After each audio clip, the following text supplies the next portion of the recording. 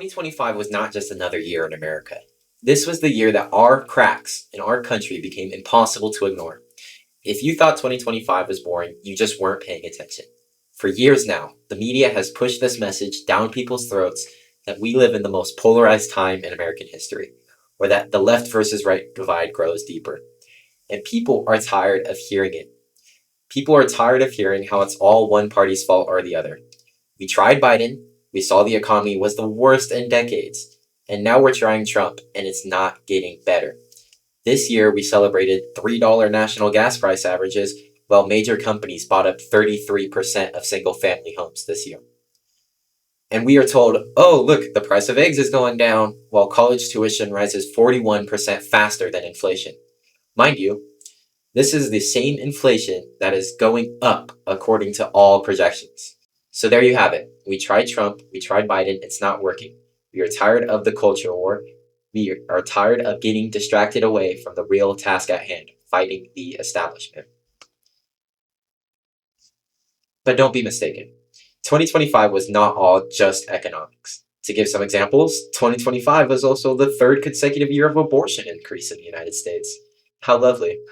This is completely unprecedented since the mid-1990s. And regardless of whether you think abortion is good, abortion is bad, I don't care. It doesn't matter. Abortion is directly tied to economic circumstance. When the GDP per capita is bad, there are more abortions. This isn't because abortions cause bad economic circumstances. Obviously, that's not true. Abortion does not affect your wallet. However, it is because that when economic circumstances are bad, people can't take care of children and they feel the need to have an abortion.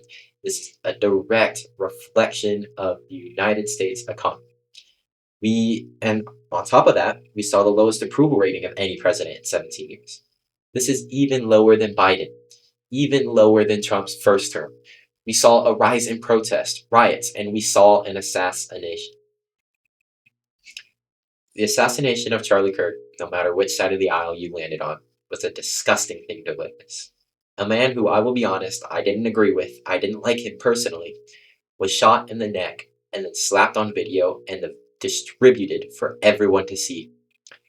When in the United States has it ever been okay to murder someone simply for the words that come out of their mouth? When in the history of humanity has it ever been okay to look at a video of a father and a husband being assassinated for everyone to see and attempt to glorify it? Apparently in 2025, that's when it became okay. This is the descent that the media has put us in. If for the last 10 years we didn't tell our young kids that the radical left wanted to kill you or that the fascist right wants to take away all your rights, we wouldn't be here. And because of that, there is no other person to blame than Fox News, CNN, ABC News, Sky News, and frankly, people like Trump, Obama, AOC, and JD Vance. These are the people who spread dangerous populist rhetoric, dehumanizing the other side, while they all fought for the same destructive things. Yet through all of the things that 2025 has thrown at us, people woke up. Slowly but surely, people are realizing the nature of this system, and because of it, this year we saw some of the largest bipartisan bills to date. We saw the Epstein files passed with nearly unanimous consent. We saw increased research in ocean debris cleanup pass the Senate, also unanimous consent. And very importantly, we saw people from all parties begin to openly speak out against the Israeli government and the effects it has on our politicians. For the first time in a long time, diehard MAGA supporters came out and said they were throwing away their MAGA hats and putting on an America First one. Politicians like Senator Ted Cruz, an infamous Israel lover, was spoken out against for the first time.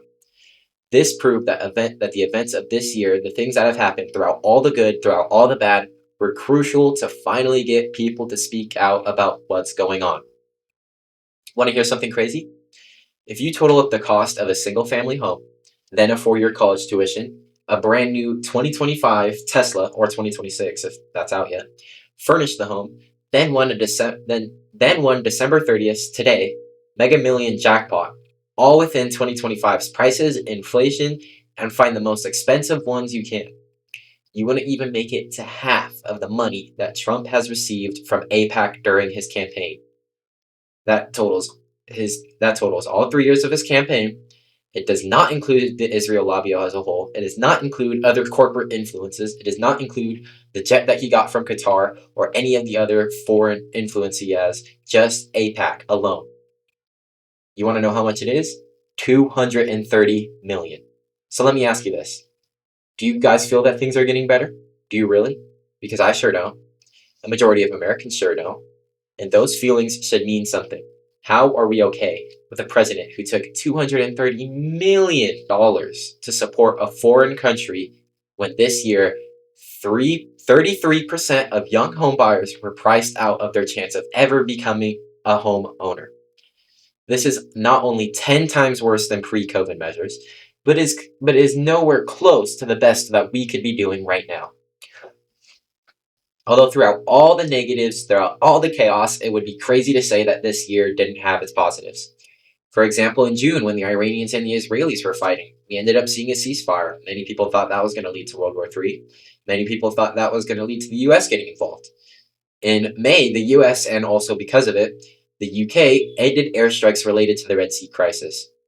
In December, just 6 or 7 days ago, Thailand and Cambodia signed a ceasefire. And it was more than just an end to fighting. It is true, the national gas price average did go down. During a time when things like the Consumer Price Index, things that measure the consumer price on an average median scale, during a time when that went up, valuable foods like poultry and dairy actually decreased in price. Early 2025 even saw job growth and wage increases that are still felt today in a positive way. These things are inherently good. So to say 2025 was all bad just isn't true.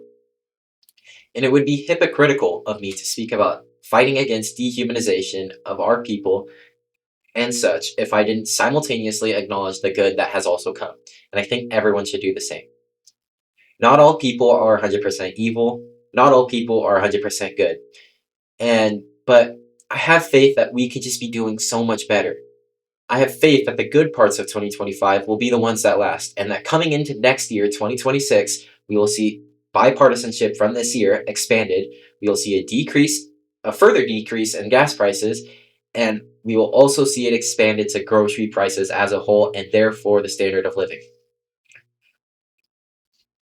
So all we must do now is continue to fight the establishment, continue to speak up, continue to fight to target Israel first politicians, continue to fight those who take money from the Israel lobby, continue to fight against politicians who glorified violence and assassinations. And more importantly than all, we need to destroy the left versus right dichotomy. And if you have any New Year's resolution, then it should be that. This year, Times Magazine named AI the Person of the Year, but I don't see it. When you ask people who got them the most upset this year, who they watched the most, who showed up on their feed this most, who was the funniest this year in the political realm, so to speak, their feed and who was on their feed again and again, there is only one person that would fit this description, and that is Nick Fuentes. Nick Fuentes, whether you absolutely love him or whether you absolutely hate him, was undoubtedly the most influential person this year. From being a far-right nobody to being a massive political figure with a vast audience, arguably even stepping into the shoes of Charlie Kirk, although that could be debated, he was more influential than anybody. And let me, for the record, say, I'm not a Nick Fuentes supporter. I don't agree with him. I don't believe in Catholic nationalism. I don't. But I am sympathetic to the feelings that have caused many young people to follow him. We saw the assassination of a peaceful man. We saw formerly respected politicians turn on us and go against us to serve their own interests. We saw time and time again as our government put the needs of themselves above the people. And throughout all of it, in just the span of 12 months, it is not hard to see why people support Nick Fuentes. Regardless of whatever you believe, if you were to name the most influential person this year, you would undoubtedly say Nick Fuentes, whether it be for the good or for the bad. Now, as we go into 2026, let's harness these feelings and let's see what comes next. Let's make this a year of real change. Let's get these feelings that led to us to feel this way, use them to make change and make a real difference. We no longer run this country, the system does. And in 2026, we are taking it back.